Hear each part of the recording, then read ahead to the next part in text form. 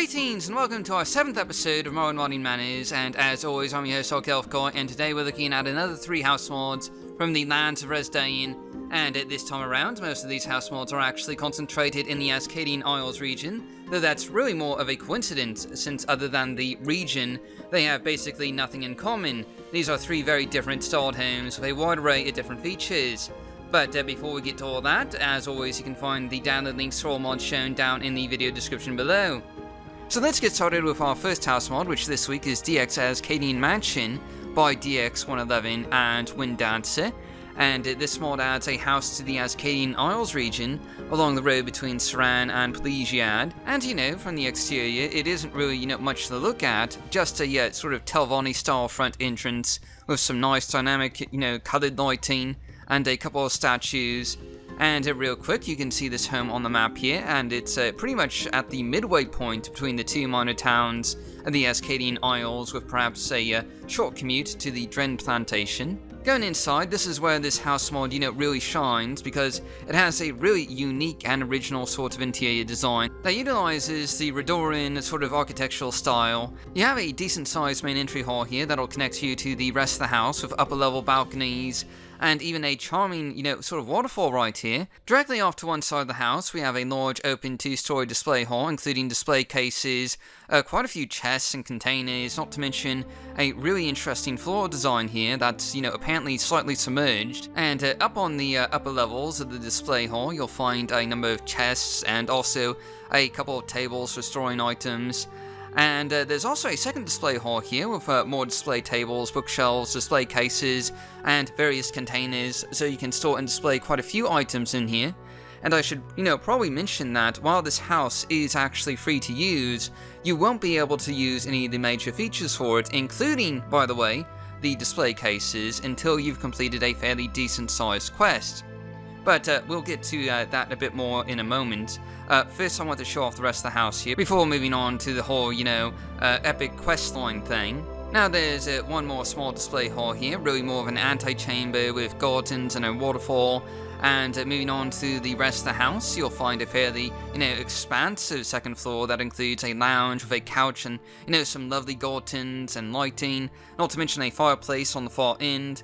And you can use the wraparound mezzanine up here to, get to different parts of the house. And there's a lot of display cases and more, potted plants. And all in all, this is just a really unique and atmospheric, feeling home that's certainly quite original looking.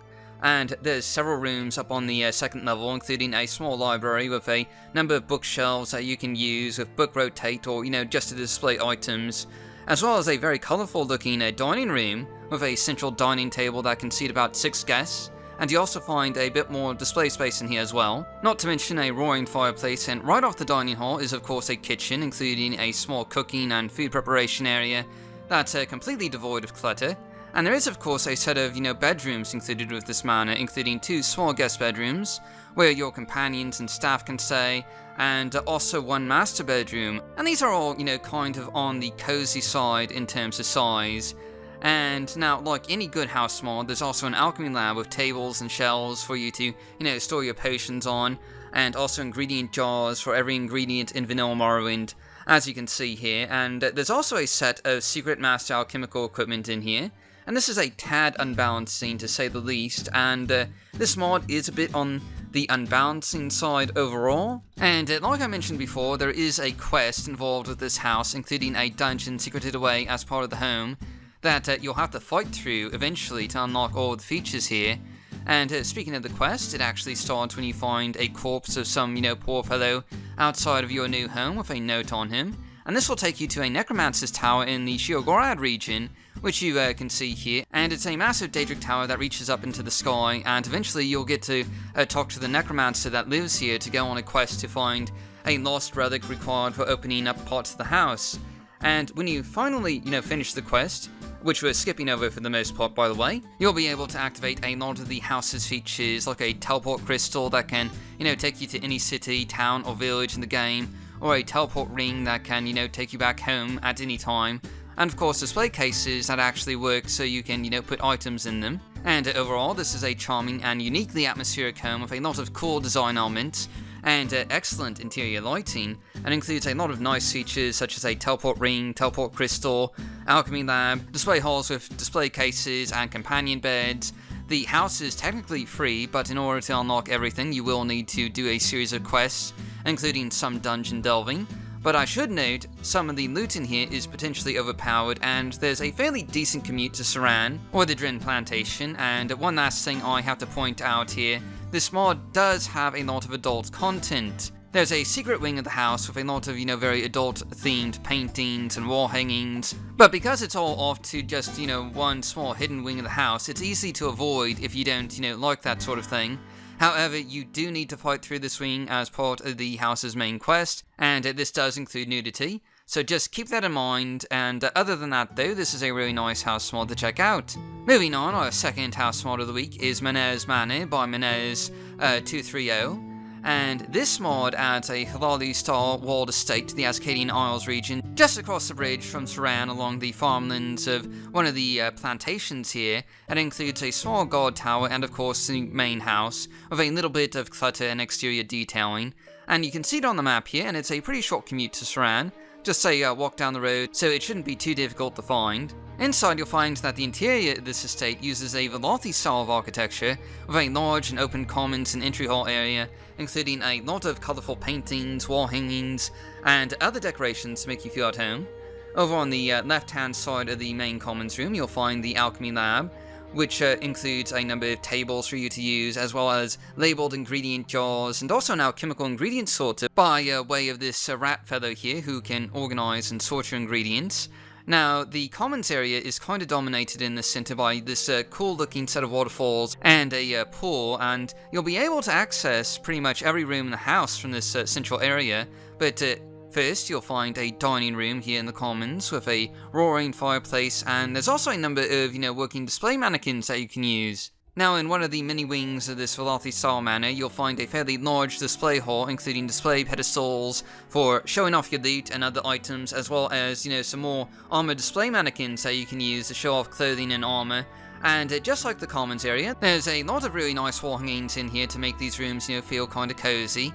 And on the opposite side of the house, you'll find another display hall, only this one is dedicated pretty much entirely to armored display mannequins. There must be a few dozen in here, which is, more than enough to show off every set of armor and clothing in the game, not to mention several sets from any mods that you might have installed as well. There's also a library included with this manor, which has a really, nice looking design with an upper level that's overseen by this NPC here, who can sort your books for you and, place them on the bookshelves below.